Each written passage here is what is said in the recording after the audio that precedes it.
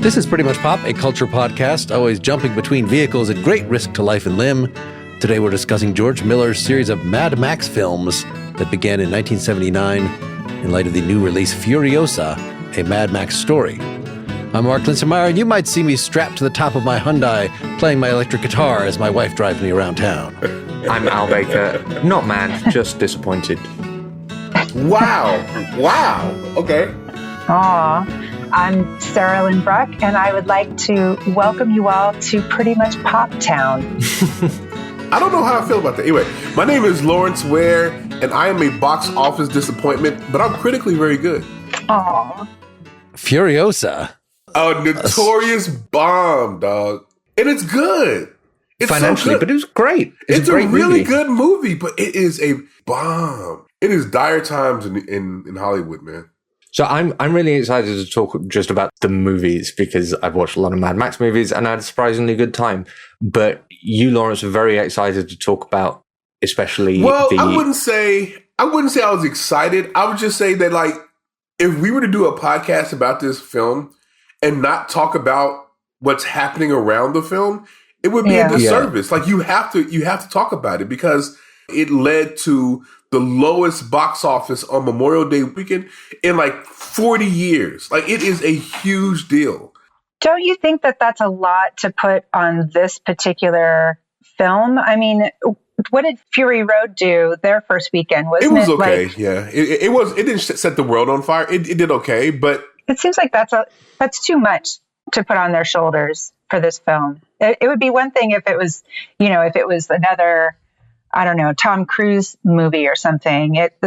Seems like it's a smaller scale. Is it being so? I'm only partially familiar with the discourses, like as the performance of this movie being an omen for the collapse of movie theaters as an industry. Mm-hmm. But is it so? Are people putting that on this movie, or is it that if this movie can't do big money on Memorial Day weekend, then what hope is there left for the industry? Is that the kind of take? Or do people think that there's an issue with this movie? No, here's what's happening. So we got fresh out of if you remember, we had the strikes last year, and the strikes significantly impacted the slate of films that are coming out this summer.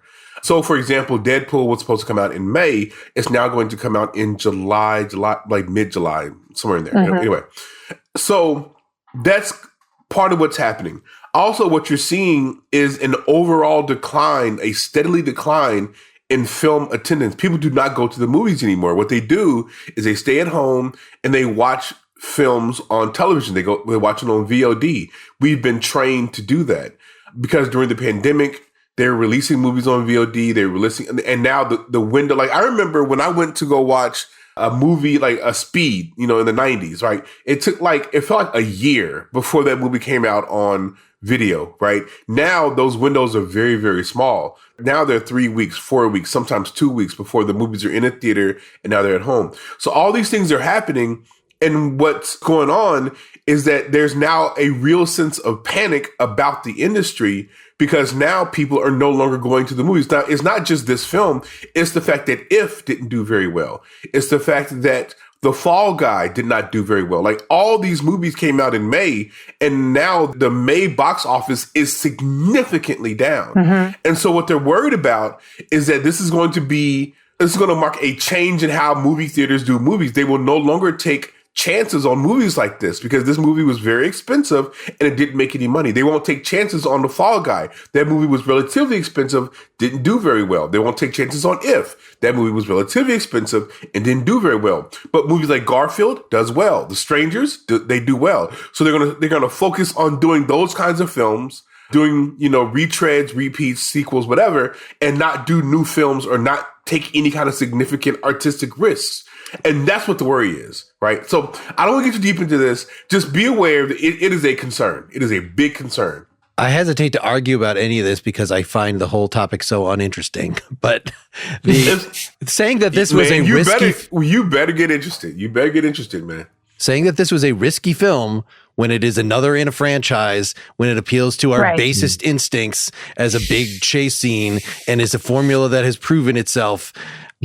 if, yes, it's expensive. And I do care about this only so far as I do want to see the next one, that apparently this was already plotted. And the next one, the Mad Max and the Wastelands or something, was already scripted even before Fury Road came out. So like 10 years ago, these films were all ready to go, and I want them to exist. I like this. I'm surprised that as a franchise, pretty much all the films, I mean, the first one is a product of its time and it's just kind of a stupid revenge film, but even that was pretty innovative for what it was doing. And if you want to talk about cutting edge car crashing effects and it did what it did its gritty thing the way that it wanted to. But certainly I think it is the low point, compared to all the rest of these. And yeah, the fact that, this is basically fear of street gangs and car chases that are nearly 2 hours long. Why should I like a franchise like that? I should not like these, but yet I found each of these movies pretty enjoyable. I agree. And I'm worried that we won't get that sequel, because I really like George Miller. I like his vision. I love the films. I really like Furiosa. Honestly, a little more than Mad Max Fury Road, honestly. But I'm really worried about the future of this franchise and just the future of films like this. So the Mad Max movies, this was a real journey, because I started, before this, I'd only ever seen Fury Road. And I thought, okay, I'll just go back and watch them all from the beginning. And then I watched the first one. And now I know, obviously, that it is well renowned as by far the worst movie in the franchise. But at first I thought I've made a terrible mistake, because the first Mad Max movie barely held my attention. And then obviously The Road Warrior happens. And The Road Warrior is, how have I slept on that, is one of the best action films I've ever seen in my life. It's incredible. Wow. So one of the big things I came away from this franchise thinking was, is this the only example of a long-lasting successful movie franchise where the first movie is by orders of magnitude worse than every single other movie in the series? Because even Beyond Thunderdome, which is clearly like the least of all the sequels, is miles more interesting than that first one. It's definitely interesting. Yeah. I saw Road Warrior first, and it was just called Road Warrior. So it's like one of these retcon things, like calling Star Wars Episode 4 A New Hope. No, it was just Star Wars. And so Road Warrior was just Road Warrior. And then I was only through sort of investigating video.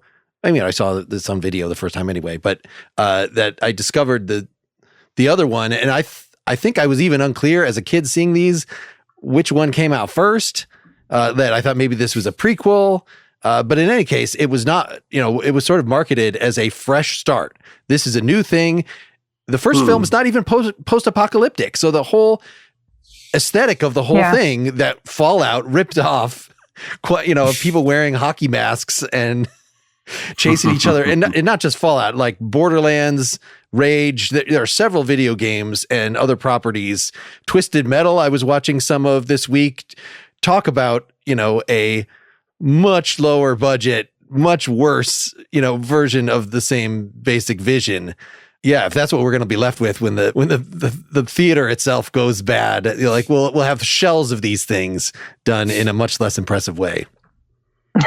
That first, the first movie was definitely a product of its time. I thought some of it was really boring, as Al said, but also some of it was kind of hilarious, just watching the wife play the saxophone, just as a romantic. A random weird scene. Yeah. It's really weird. But the last 20 minutes of that movie, you could really start to see the seeds of what was to come. So I thought the last 20 minutes of that movie, I was like, okay, I see where he's going with this.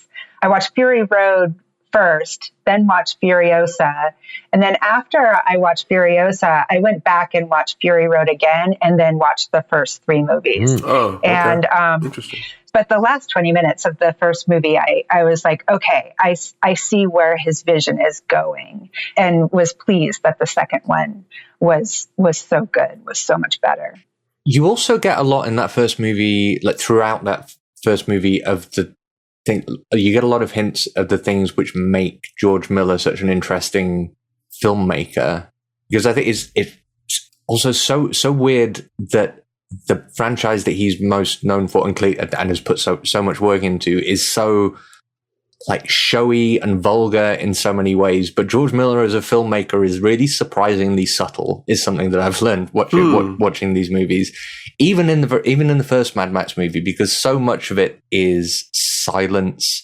So much of it is told purely through visual storytelling, which is something he always comes back to in interviews as something that's very important to him, is like using cinema as a visual medium. Yeah. And even in that first movie, like there's barely any music. You've got Brian May as a composer, but you're still really like, you have a lot of discretion over how much music or sound or dialogue there is. There's long periods of that first movie that are just silence. And a lot of the Foley is just like roaring engines. It's not the Flash Gordon soundtrack. If you're exactly. a member of Queen, do your soundtrack.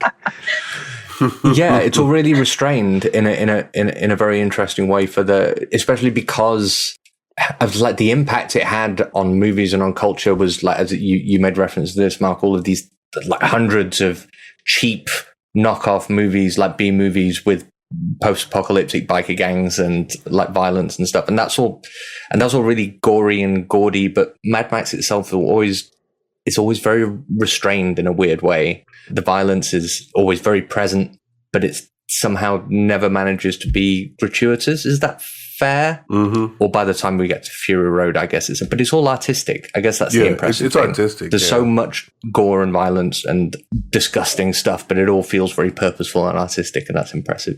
I think the rapiness could be removed from the second film. It could. That initial. It's not needed. Mm-hmm. But again, that is kind of a product of its time, though. It is a product of its time.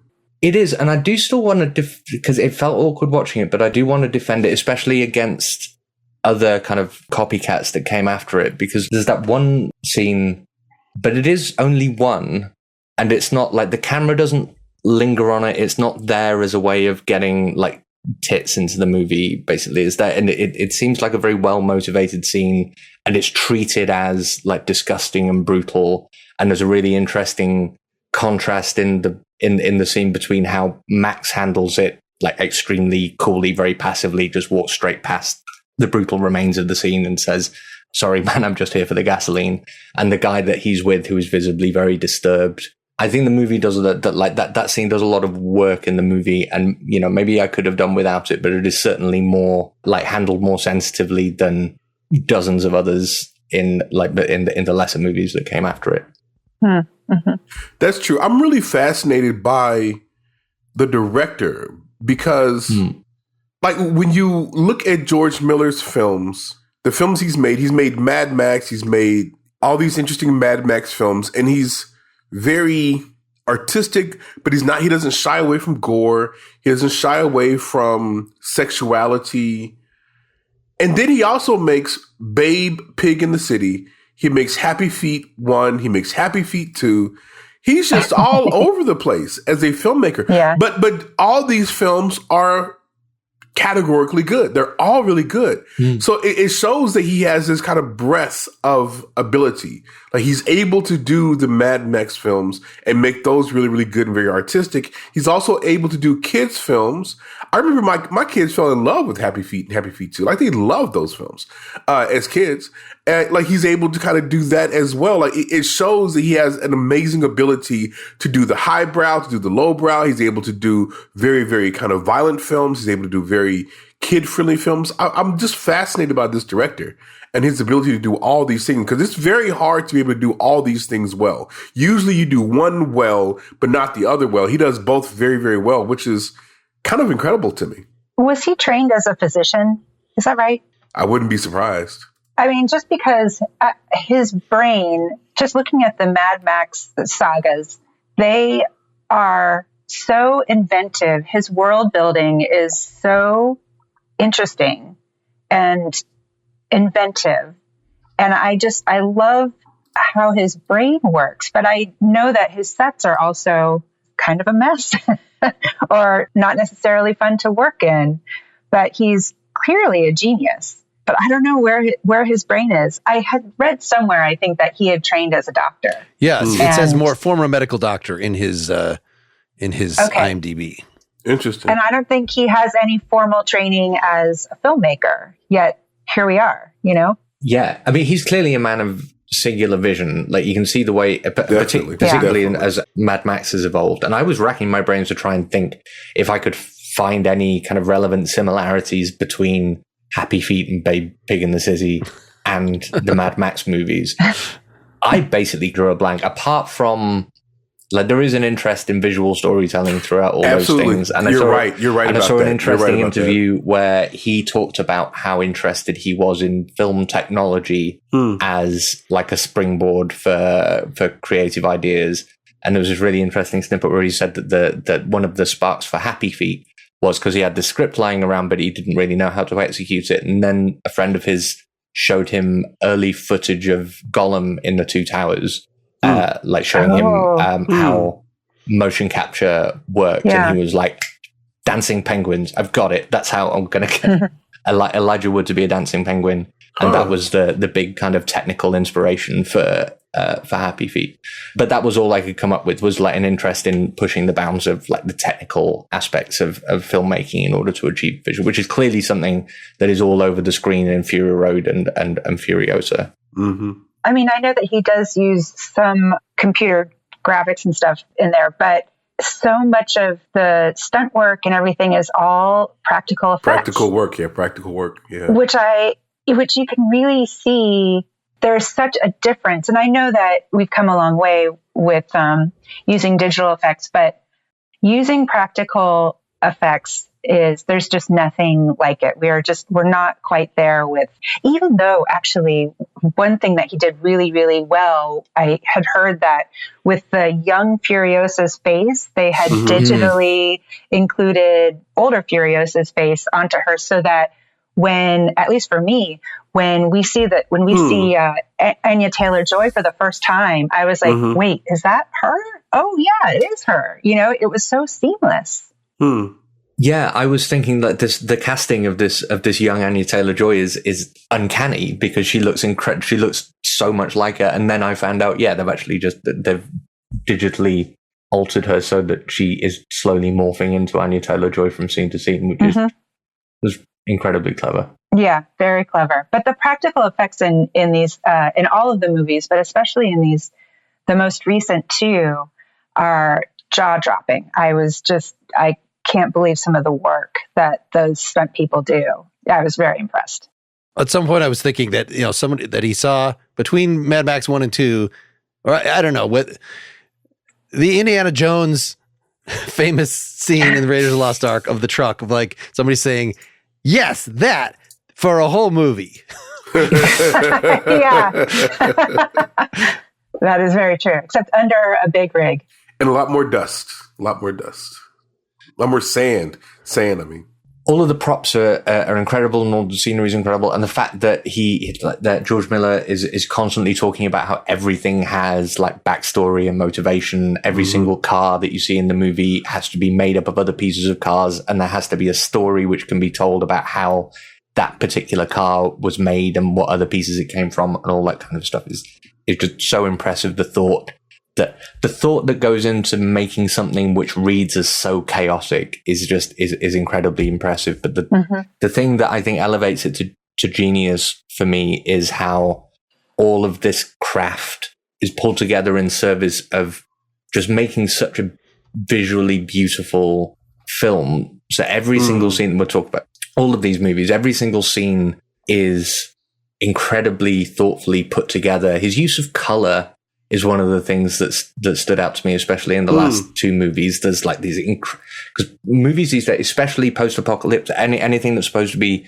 gritty or violent or post-apocalyptic is so often so like washed out and brown and grey. And interesting, a lot of that seems to be due to the effect of of Road Warrior on like what we think of as a gritty futuristic scene. In the last two movies, everything is it's all the same backdrop, it's all the same desert, but it is so brightly colored, and like all the colors are so rich, and all of the images on screen are so deep and interesting.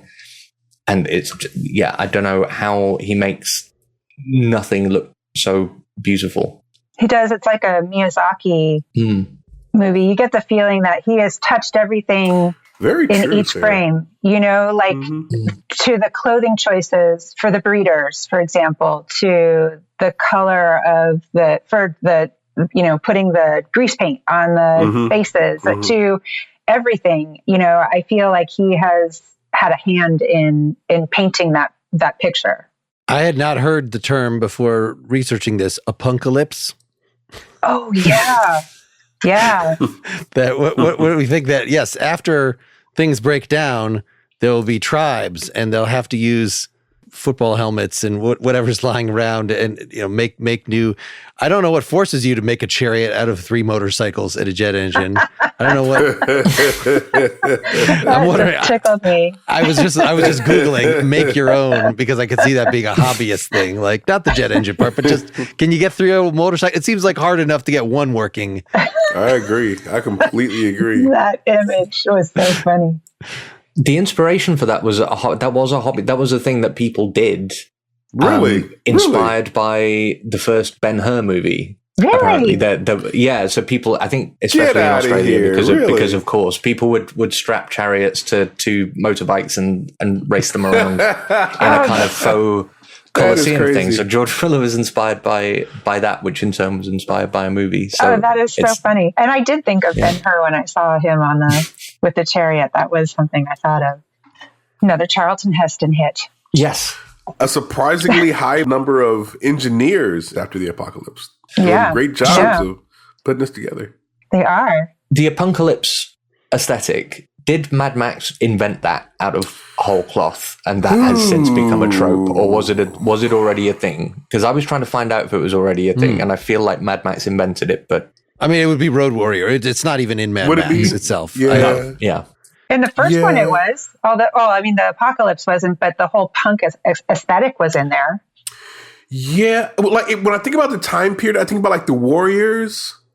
And that aesthetic was around then. And so maybe they were just trying to big time marry that aesthetic to like the apocalypse, maybe. But I did definitely the Warriors predate Road Warrior?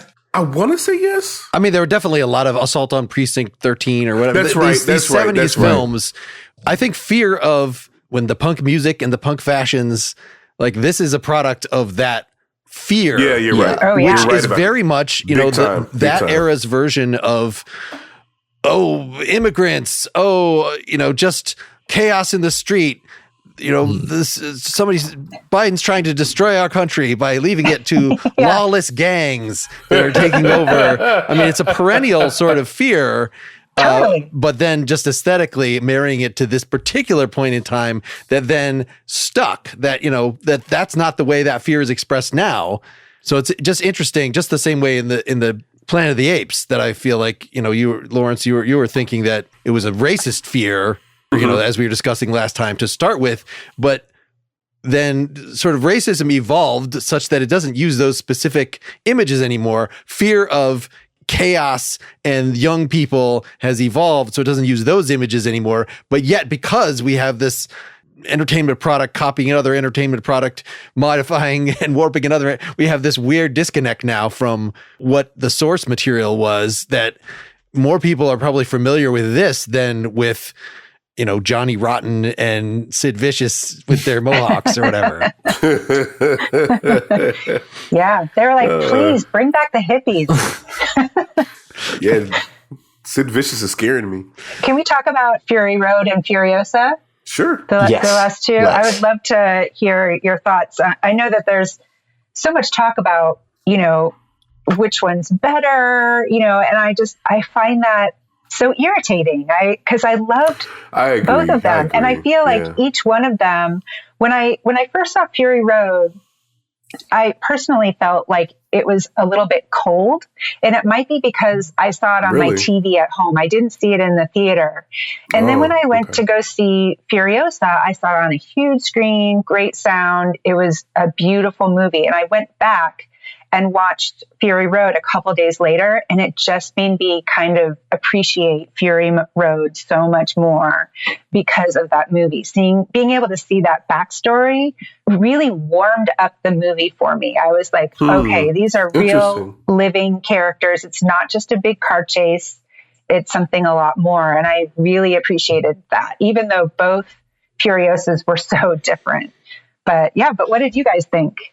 I saw Fury Road on the big screen, and I thought it was exhausting at the time. I didn't like it that much. I mean, it was like impressive, but it just seemed like one plotless, long car chase, and I liked it so much better this time, seeing it more in sequence. Yeah, interesting. And I thought Furiosa was way better by comparison, just because it had actual different beats and plots and. So I saw Fury Road in the cinema, and I thought it was one of the best movies that I'd ever seen in my life. When I saw it in the cinema, I thought so. Immediately, I thought big long car chase, but that read to me as something new and interesting, and the fact that a movie that was essentially one car chase from beginning to end could be driven by such like emotional depth and could be so visually splendid was just mind-blowing for me from beginning to end. So my big thing with Furiosa was, can it possibly live up to that standard? And I think you're right, Sarahlyn, is kind of fatuous to say which is the better movie, although I did kind of think to myself, which do I think is a better movie? But after having thought of it, I think a better way of thinking about both of these movies is not as whether one is better than the other, but as both movies as being kind of improved and refined versions of Road Warrior and Beyond Thunderdome, respectively. And considered that way, they complement one another perfectly. Like it would have been a huge mistake to try and make a sequel to Fury Road, which was another 2-hour-long car chase. Agreed. And instead, like the way that they've taken the series is, I think, brilliant. And Furiosa is, I can't imagine a better version of that movie. Yeah, truly. Yeah, I mean, I agree with Al. Like, I really, really enjoyed. Now, I will agree with Mark. It was exhausting, but it was not it was an exhilarating exhausting. Like, I walked out the theater, like all my senses were like tingling because I was so enjoying it. But it was exhausting. But I enjoyed the exhaustion.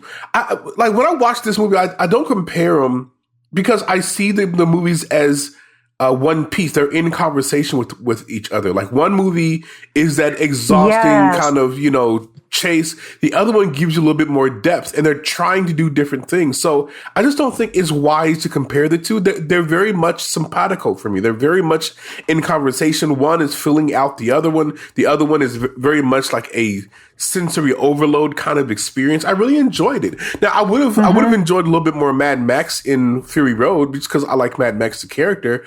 But I really enjoyed it. So I don't think it's wise to compare the two. I think that is a fool's errand. But I do think it's better to think of it as like a complete piece, and is trying to kind of fill out a little bit, giving us a little bit more backstory to what's going on in Fury Road. But if I compare the two, this is going to send me down a bad path. But I absolutely loved both experiences. I think both are genuine like rides. They're very, very much a sensory experience. And I don't even know if it's much of a film. Like it's just it's an experience, to kind of go through it. I do think that this film will get a lot of Oscar love because it is off the charts when it comes to production design, makeup. It is off the charts. Really, really well done. Yeah. I don't know if it'll get as much love as the first film did, but it'll get some Oscar love. But I just loved both films a great deal. I hope so. I hope Furiosa gets some love. The fact that they're able to find that girl who played the younger Furiosa for a good chunk of the movie. I feel like she was in it for a third to a half of the movie, and she really, really carries it. She and the one who plays her mother. Those two I don't know, I'd never seen them in anything before. They kind of came out of nowhere for me, and I thought that they were as good as Anya Taylor-Joy and Chris Hemsworth. I thought they were, all four. All four of them carried that movie. They were just fantastic. And speaking of Chris Hemsworth, is that the definition of a star turn or what? He absolutely nailed that.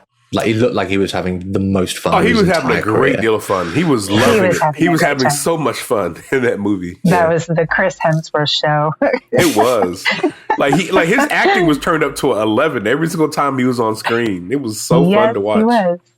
And such a good villain character. The fact that he's so consistently out of his depth and clearly feels like inadequate to the tasks that he's set himself, and the inner turmoil that's going on, and this whole new kind of toxic masculinity to satirize on screen, which is like another thing that Mad Max just consistently does, is just throw like lunatic masculinity under the bus at every single turn.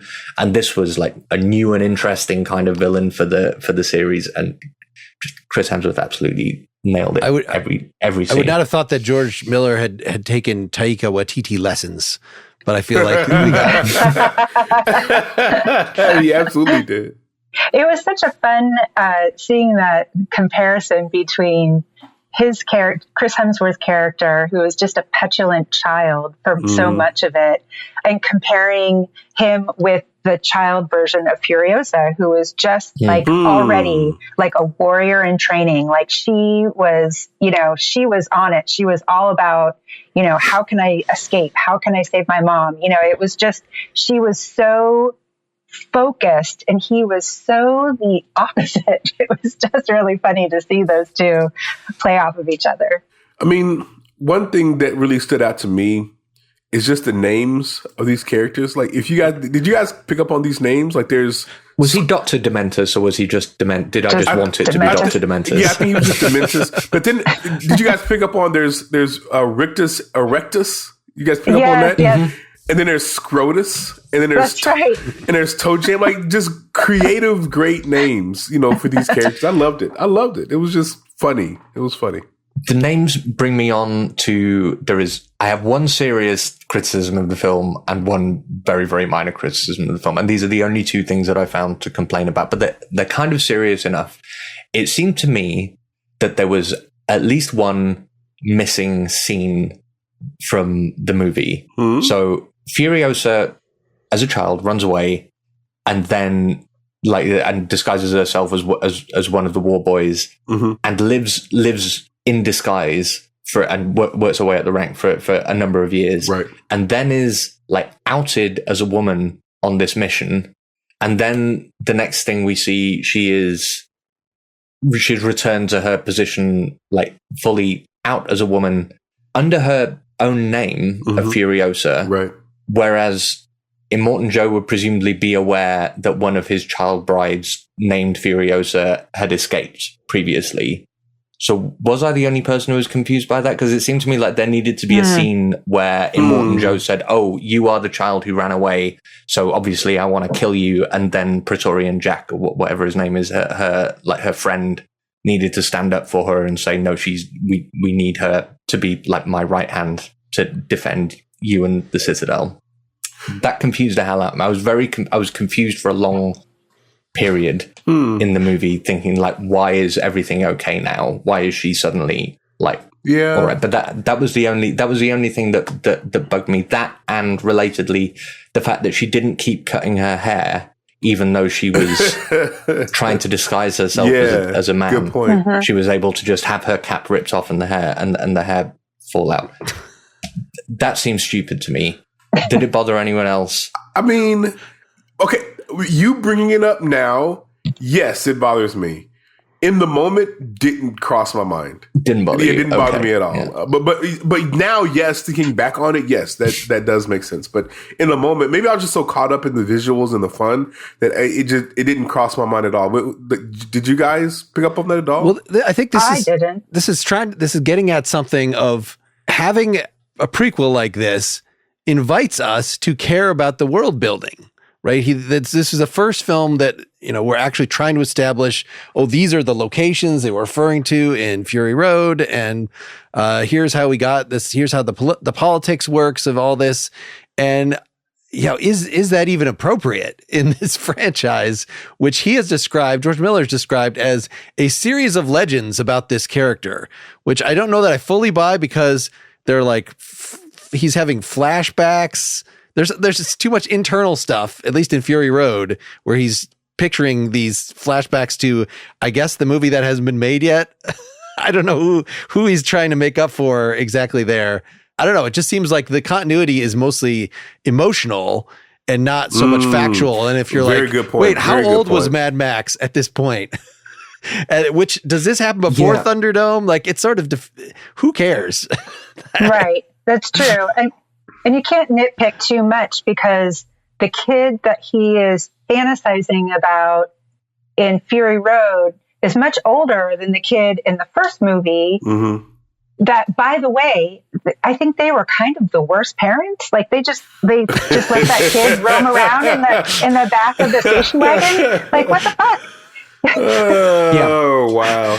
I kind of hate to bring up like plot holes in this movie, precisely because I do really like it about this series of movies that George Miller says, like, fuck continuity. I don't care if you're like if you're asking questions about what order everything happens in, you're not understanding the movies correctly. I understand that completely, but what bugs me specifically about this Furiosa, about this gap in Furiosa, is if what you're trying to do with this movie is build the legend of Furiosa, one of the things we need to know is how she got and maintained her high position in Immortan Joe's circle, despite being a woman. That's fair. Which in Fury Road is one of the things that's kind of gestured at, is that, yeah, she's a woman, but she's still above all the war boys because she's such an absolute irredeemable badass.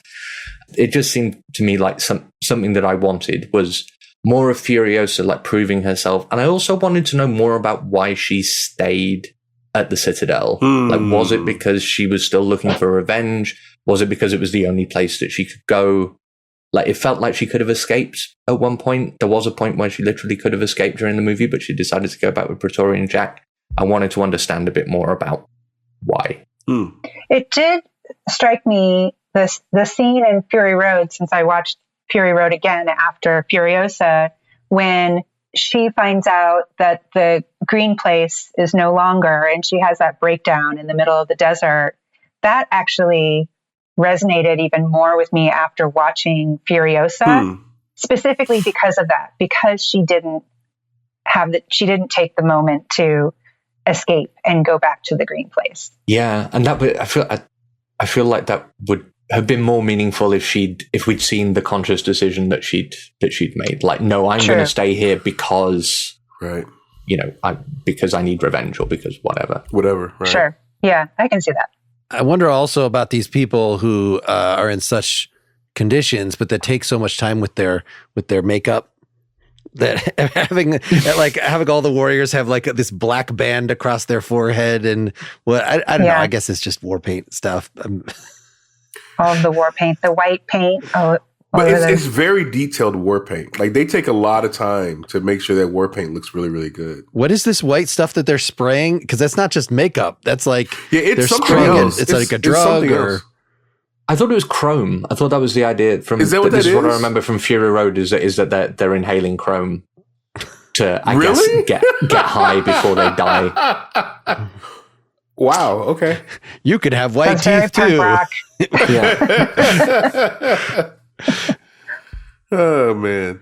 We need to talk a little about Thunderdome, which is just a wild. It's like the Rocky IV. It's so 80s, a mess. Yeah, it's really so 80s. and so kid that's kid what friendly. It is. It's 80s. That's what I it know is. there are all those kids in those bad wigs. Just those wigs are bad. The wig technology hadn't gotten better. The main bad guy, like in other films, gets smashed between cars. One of the main bad guys, and falls on the ground, and yet they have to show him, with this stupid gag of him reaching out his dead hand to give the finger to Mad Max, just to show he's not really dead. Nobody's really dead. It's okay. You can play these card games at home and you won't get hurt. Oh, man. Oh, Just man. A weirdly frustrating movie because there's this incredible setting set up at the beginning with Tina Turner and what's the dwarf and the Master Blaster and this weird political struggle, and it seems like an absolute like top rate Mad Max story that you're setting up because he's found himself in the middle of something he doesn't want to be in the middle of. All he wants is to get gas and to get out. Excellent. And then suddenly, seeming with no warning, we're suddenly doing Lord of the Flies and or Lost Boys, and then the plot ceases to make any kind of sense from that point, and then suddenly they're and then there's this confrontation with Tina Turner. It doesn't make any sense to me at all, and all I wanted was the movie to be more about the Thunderdome. And was this anyone else's first time watching Beyond Thunderdome? And if so, it was mine. Were you also very disappointed that the Thunderdome involved those silly bungee ropes. I thought that was kind of cool myself. It was cool to me. That's the 80s, man. I thought it was cool. It was, God, that movie is so 80s. But Tina Turner, she was rocking those shoulder pads. She was fantastic. She was rocking the shoulder pads. There was a reason why she didn't act very much anymore. I didn't love her acting, but the shoulder pads are great. It's Mick Jagger quality acting, sure. Yeah, what she needed to be. I don't think it mattered. She was doing what she needed to do. She was doing what she needed to do. Yeah, absolutely. But this is why I favorably compare Furiosa specifically with Beyond Thunderdome, because if Beyond Thunderdome had been more of like, we're going to tell 3 or 4 like standalone stories, maybe loosely related about what Max got up to at various times in the wasteland, it would have made a lot more sense rather than what they came out with. Maybe something else we can talk about is the experience of I have not watched Mel Gibson in a movie for a very long time because it's just because it's very difficult to see the guy on screen. He's a problematic person. He is a problematic not fave, and it helps that so many of the movies he's been in, he's so forgettable in them. Like I never felt like I missed out on anything by not watching. What was it? Was it Signs? Was that his? Sure, Signs was. I enjoyed Signs. I enjoyed it as well. Yeah, I didn't feel like I was missing out on anything by not seeing that particularly. But yeah, it was kind of uncomfortable watching Mel Gibson on screen, but made much easier by the fact that Mad Max is not supposed to be a likable character in any sense, really. He really changes. I mean, from the first movie, he was such a square. You know, he was like, wearing like polo shirts tucked into khaki pants. That is true. I never thought about it, but it is absolutely true. And then by Thunderdome, he's got that long wig. It's almost like he's back in Scotland again.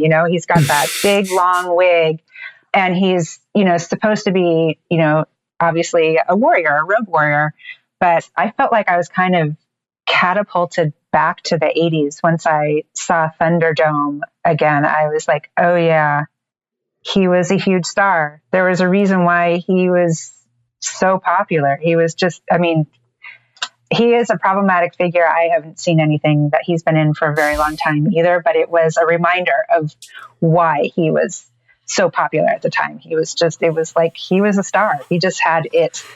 Listen, when I was younger, I loved Mel Gibson, and I loved him mainly from the Lethal Weapon movies. Those were the movies that were like my gateway for him. Sure. And then I went on and watched the older, Mel Gibson films like the Mad Maxes and whatnot.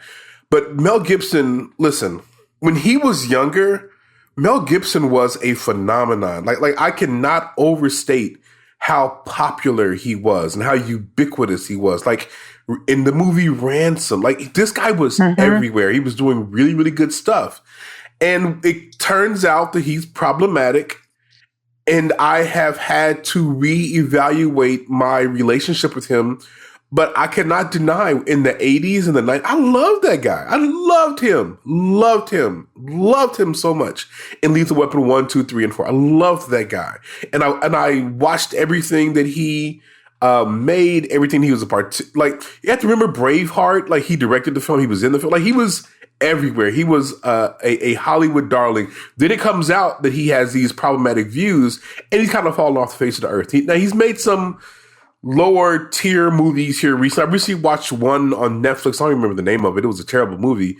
Like he's definitely fallen off, but it is undeniable. You cannot deny that he was a star in Mad Max. Like he carries the film. He centers the film.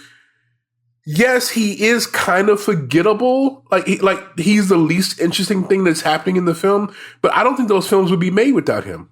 So I genuinely don't know what to do with that. Like I think he is a problematic fave that carries many, many films, but some of those films that he carries are really, really good. I don't know what to say about that.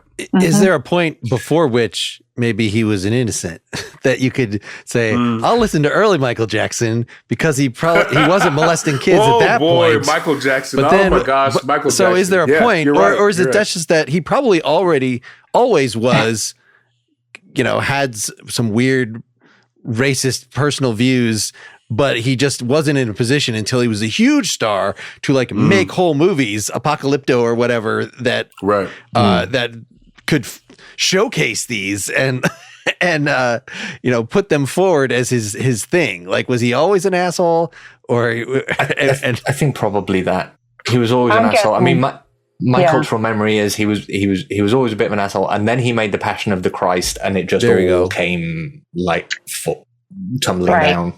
Yeah, the facade very very much slipped, I think, at that point. But I don't think there was ever a point where he was like a real solid progressive guy. Although having said that, Road Warrior is a really, really gay movie in a lot of respects. So it's interesting that that he was. I was shocked by that, actually. I was really shocked by how it is quite progressive in that area. You know, it is. I didn't know how much credit to give the movie, or whether to call it unproblematically progressive, because there's a lot of really interesting queer stuff in the movies, but it is also all in service of, like, it's always the bad guys who are kind of queer and into BDSM and like have their favorite motorbike twink riding around with them all the time. So I wonder if it's so, like, on the one hand, it's kind of cool and interesting that there's all that stuff there, but on the other hand, is it just there to make the bad guys seem like weird and uncivilized and creepy? Or was at the time, was it thought of as, and I mean this as a sincere question because I actually don't know, was that seen as strictly punk rock? And was that something that the queer community picked up on, or were they both kind of feeding each other? I was wondering if is there That's a great question. Great question. Theory here, or were they both part of the same movement? Gay bikers have been a thing for a long time, and like that's been hand in hand with like leathery BDSM aesthetics has been the thing, because Foucault was, I know about this specific, like how far back this goes, because Foucault was into it and he wrote about it. He was. So, and that was in like the 50s and 60s. So it goes back a ways. But it's odd because in some ways it's handled with a degree of sensitivity and respect. Like, you feel that when the guy loses his favorite twink, there's genuine love there. It's not played for, like, it's not othered meaningfully, although it's kind of played for laughs. And so, yeah, I don't know whether that's like good representation, having a good time with gay culture, or if it's there because it's supposed to be weird and to signal the end of civilization. I was very surprised that there seemed to be philosophy in Dementis's final speech. This sort of maybe just a nihilistic existential kind of, and I don't even remember the content of it very clearly. I sort of wish I had a printout here of what he had to say, but I thought at the time it wasn't just, "You're just like me." It was a little more to it than that. And it just seemed surprising coming from these movies where, I just don't see a shred of, like, it's so, there's evil out there and you gotta just survive and fight it. Like, that's the whole philosophy, which it's not, this might have just been a more expanded, more interesting version of that, but still it was something. It had some depth. It definitely had some depth to it. And it really did. It did a lot to explain and deepen Dementis's character, because it turns out the whole time that his whole deal was, as revealed in that last speech, he has nothing left. He feels like he's been hollowed out completely, and everything he's done is just his reaction to that. And if I remember it rightly, what he's saying is to Furiosa, "Oh, you must be just like me because I took everything away from you, just like you. I had everything taken away from me, and the correct reaction to that is to become like I am. So I expect you to become like I am too." And then what the movie seemed to be saying to me was that, like, Furiosa at that point took a decision to do something different, and that's where she decides to. I mean, the timeline isn't clear, but that's what lights the spark that leads her to then break the wives, to try and liberate the wives, as she does in the Fury Road movies. So it's all beautifully, like, coherent, as like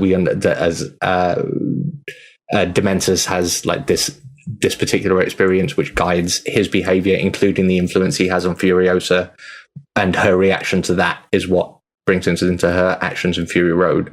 It all meshes together brilliantly. It does. And clearly it's trying to link us to Mad Max character as well. That, you've also lost everything. Yeah. Right. What do you just go self-serving? Do you go around as a Robin Hood? For as dark and grim as these movies can be, and how they really talk a lot about trauma, there's also a clear thread of hope throughout all of them. I think that we can be better people, that we can help each other out, that it doesn't have to be self-serving. All of the movies actually have that thread, that there is hope in the end, even in this environment. I kind of wanted to see Thunderdome as saying something about civilization building, because the Tina Turner character has some sort of like, we're trying to, actually create something out of nothing. But we have to have law to keep people in line. And that's why, even though the Thunderdome and the Wheel of Death and stuff are savage, like we need something there. Otherwise, it's going to fall back into nothingness. But the film was just so silly in so many other ways that it was hard to really take seriously the power struggle between her and Master Blaster. And that Master Blaster goes from a comical character who sits on a giant's shoulders to like apparently a professor. Like, just by the end of that film, he's wearing a suit. I don't understand. Well, just to be clear, Master Blaster is the name of both the dwarf and the enormous guy that he's sitting on. Sure. As one together, they are a unified entity. They are. Which I thought was okay. There was a metaphysical thing there that was interesting. But wait, I'm challenging. One man enters, one man leaves. Don't we count as one man? Can't I still stay on the guy's shoulders? 2 men enter, 1 man leaves. There we go. Not 2.5 men. That's the prequel show to this. Oh my, right. Okay. With a different problematic fave. Yes. Oh my God, Charlie Sheen. Jesus Christ. They're all over the place. Can't get away from them. Any final thoughts about this as a franchise? About what do we want to? I mean, I just want them to make the next movie, and I don't care. So me too. I'm so happy to watch this series. I wish they would. I wish they will. Yeah. I don't know if they will. I doubt they'll give it this kind of budget. We'll see what happens. Like you can make the money back on VOD or something like that. We'll see. I hope they make another one, because this one was magnificent. I loved it. I loved it. And there's so much gas left in the tank. No pun intended. You could I want this could really be one of the best. I see what you did there. This could really be one of the best movie trilogies that anyone's ever made. So yeah, you better make the last one. You know what? But they better do it quick, because isn't George Miller like 79? Yeah, but he's not. I don't worry about it. If he's 79 and he can make a movie like this, I do not worry about his longevity. I do. I mean, 79 is still 79. Come on, let's make a decision and get moving. Yeah, I'm 30 years younger and I barely got out of bed this morning. I think me too. Oh my gosh, my back is killing me. My back is killing me. All right. Well, thanks, folks, for listening. Thanks to you all. I think this is a recommend. Absolutely. Absolutely. Thumbs up. Well, the first Mad Max movie, you can take it if you want to. The rest of them are must watch. Yeah, watch all of them. Yeah, I say watch all of them. The first one really sets it up, especially the last. But it's so boring. It's so boring. But it's still only an hour and a half. It's still a relatively short movie. That's true. You get a saxophone solo. A random ass saxophone solo. Yes, you do. And then you get to have your mind absolutely blown by the Road Warrior as a. Now that is a great from the first film. Into the second that is a great film. Yes. All right, let's wrap it up. So long. Bye, guys. Bye. Bye. Get more Pretty Much Pop at prettymuchpop.com. Get bonus content for every episode at patreon.com/prettymuchpop. Pretty Much Pop is part of the Partially Examined Life podcast network, and it's also presented by openculture.com.